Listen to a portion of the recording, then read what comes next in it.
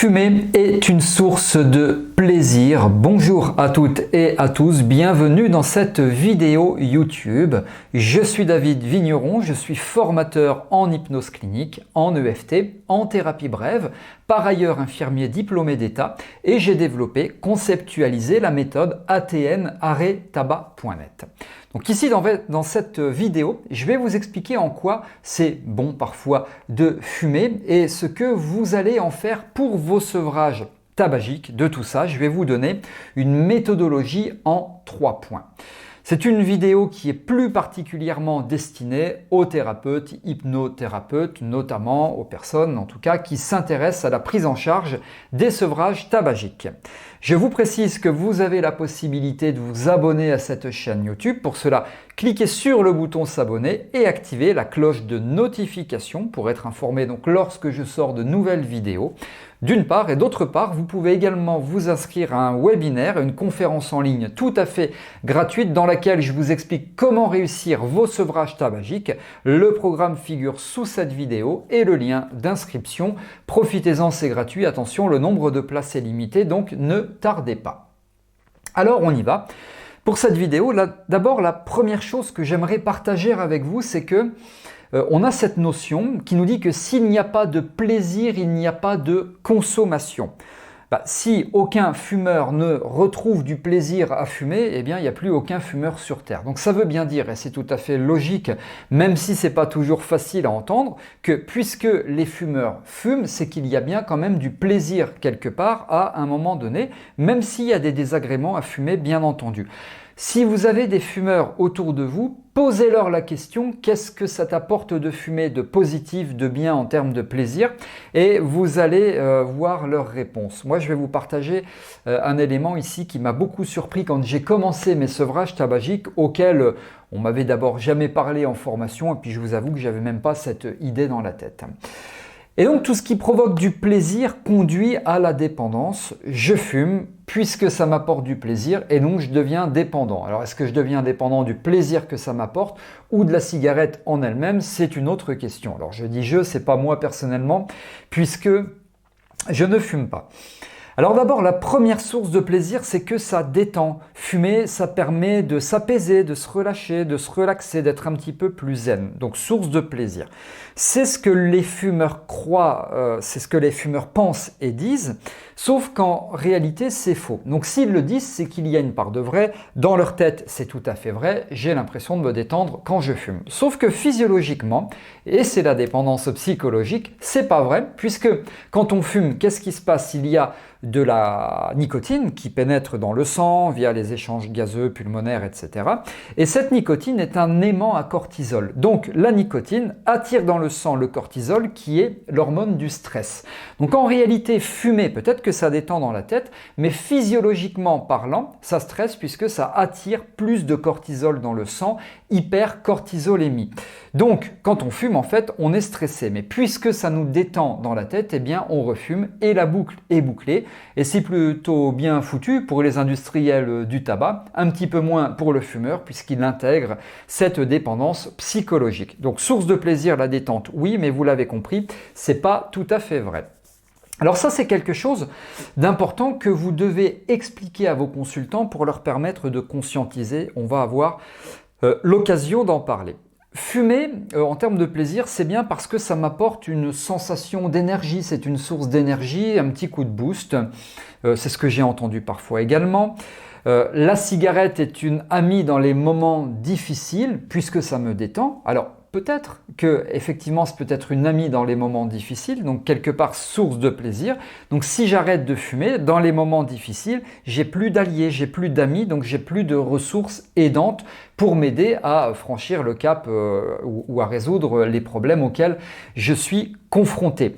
Donc il faut toujours penser, alors ce sont en quelque sorte des espèces de bénéfices secondaires, je fais le lien avec la thérapie, toujours penser quand vous accompagnez des personnes en sevrage tabagique à ce que vous leur enlevez. Alors vous enlevez la respiration difficile, là tout le risque de cancer, les essoufflements, les odeurs, etc. etc. Ok, mais vous leur enlevez également tout ce qui peut être positif puisque fumer est aussi une source de plaisir, fumer apporte des bénéfices. Évidemment, on est bien d'accord, il n'y a pas que des bénéfices. La cigarette permet également, je relate ce que j'ai beaucoup entendu, de combler la solitude, puisque je vous l'ai dit il y a quelques instants, à certains moments, la cigarette est une amie, est une alliée, et donc aussi elle me permet de combler la solitude. Ce que j'entends aussi, et c'est là où j'ai été relativement surpris dans mes débuts de sevrage tabagique, et c'est ce que j'avais jamais appris à l'école, en formation ou autre, c'est que fumer est un passe-temps. Alors, c'est simple, on va raisonner mathématiquement, 10 minutes par cigarette, 20 cigarettes par jour, ça fait à peu près 200 minutes par jour, donc à peu près, si je calcule rapidement, 3h20 par jour, et bien pendant 3h20, ça me permet de gagner du temps. Et il m'est arrivé, en post-sevrage tabagique, d'avoir des consultants qui me disent, bah voilà, moi j'ai arrêté de fumer, mais maintenant qu'est-ce que je fais? Je m'ennuie parce que j'ai 3 heures où j'ai rien à faire, et donc c'est peut-être une raison de reprendre la cigarette, un motif de reprise, donc il faut l'anticiper.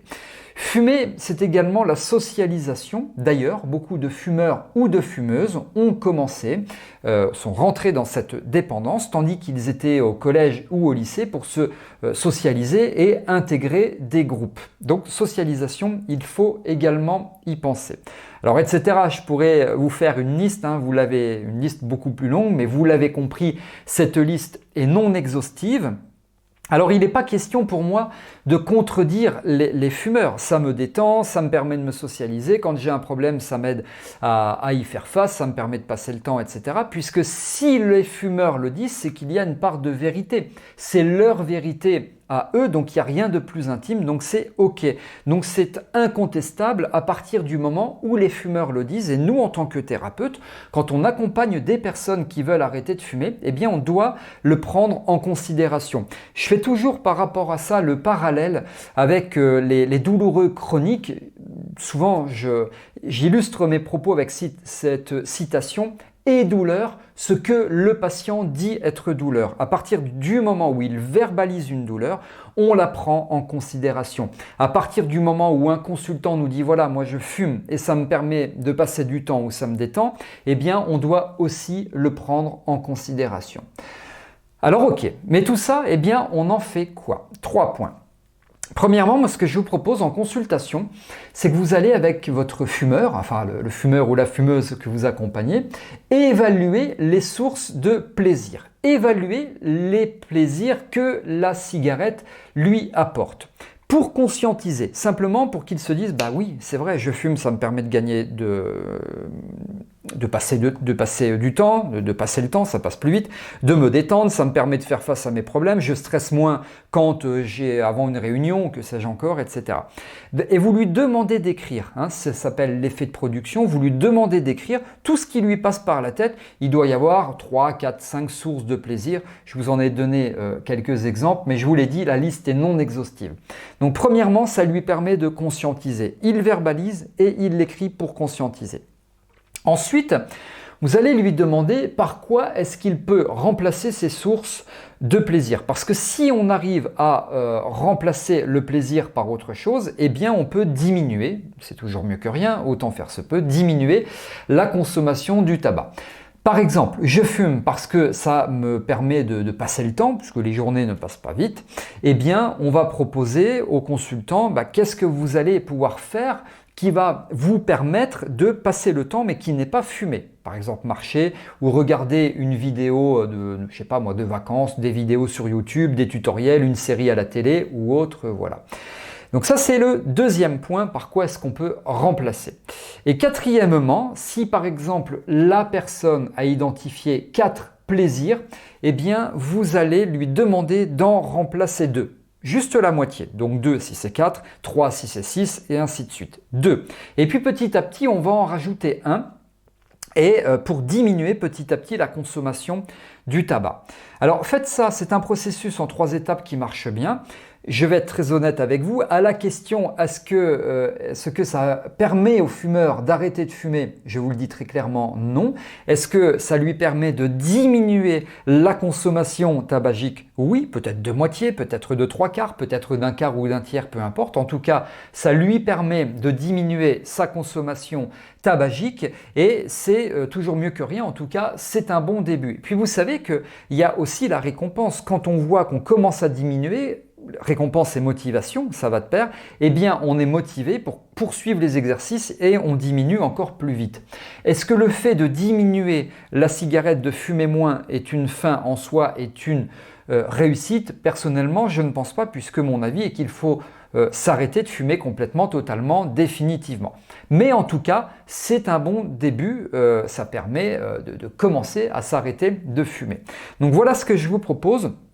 Vous pouvez le proposer à vos consultants et puis vous me dites là sous cette vidéo dans les commentaires, vous me relatez un petit peu les expériences, bonnes ou mauvaises, les questions, les suggestions, enfin en bref, les commentaires sont totalement libres et vous savez que c'est moi qui réponds sans intermédiaire. Voilà pour cette vidéo. Si vous avez aimé, vous pouvez liker en cliquant sur le petit pouce bleu. N'hésitez pas à vous abonner à cette chaîne YouTube, à vous inscrire au webinaire. Merci de m'avoir suivi. Je vous retrouve avec grand plaisir dans d'autres vidéos. À très bientôt.